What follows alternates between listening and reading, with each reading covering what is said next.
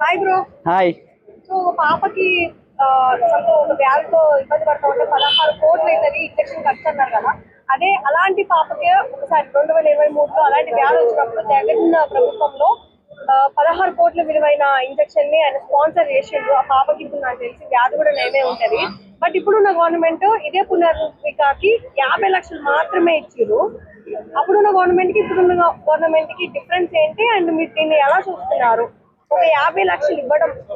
Okay, దీని గురించి మాట్లాడాలంటే ఫస్ట్ దేవుని కడుపున దేవుడే పుడతాడు. ఎందుకంటే ఆరోగ్యశ్రీ పెట్టిన దేవుడు వైఎస్ రాజశేఖర రెడ్డి గారు. అలాంటి వాళ్ళ కొడుకు జగన్మోహన్ రెడ్డి. జగనన్న చేసేది ఎలా ఉంటుందో ప్రజల కోసం చేస్తాడు. ప్రజల బాధలు తెలుసు. ఇప్పుడు వచ్చే వాళ్ళు ఏమైనా చంద్రబాబు కొడుకులు ఏమి కార్యకర్తలు బాగుపడాలి, మేము బాగుపడాలి అంతే తప్ప ప్రజల బాధలు తెలియదు.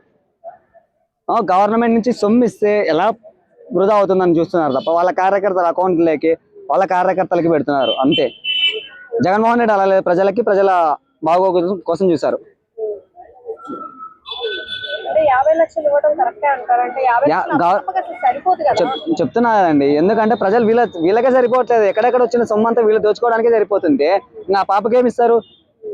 వీళ్ళకే సరిపోవట్లేదు. అక్కడ ఎక్కడ వచ్చిన సొమ్ము అంతా గవర్నమెంట్ కార్యకర్తలకు సరిపోవట్లేదు, ఏంది సరిపోవట్లేదు అనుకుంటే ఇప్పుడు గవర్నమెంట్ ఉంది. కూటమి గవర్నమెంట్ లో తలాకి చెరొక పార్టీ కూటమి గవర్నమెంట్ అంటున్నాం. జనసేన, బీజేపీ, టీడీపీ చెరుకొద్దిగా ఇచ్చినా కూడా సరిపోద్ది కదా. అలా ఇవ్వరు, ఎందుకంటే వాళ్ళ కార్యకర్తలకు సరిపోవట్లేదు అంతా.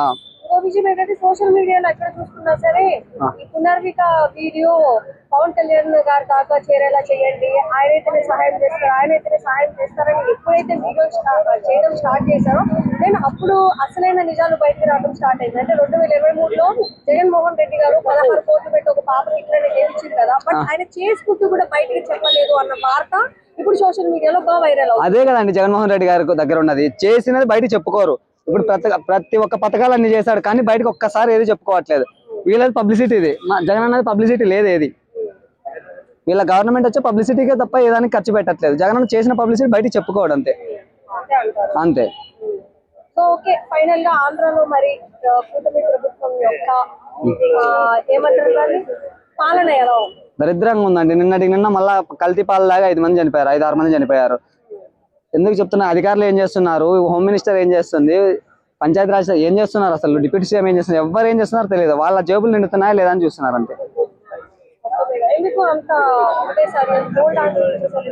ఎందుకంటే అలా జరుగుతుంది.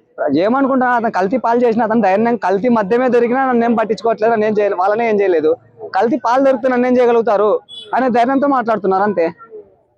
మరి ఇంత మంచి చేసిన జగన్మోహన్ రెడ్డి గారు ఎందుకు అంత చిక్కుగా ప్రజలు ఓడించారు? అండ్ అసలు ఆయన చేసిన మంచి మొన్న పరకాల ప్రభాకర్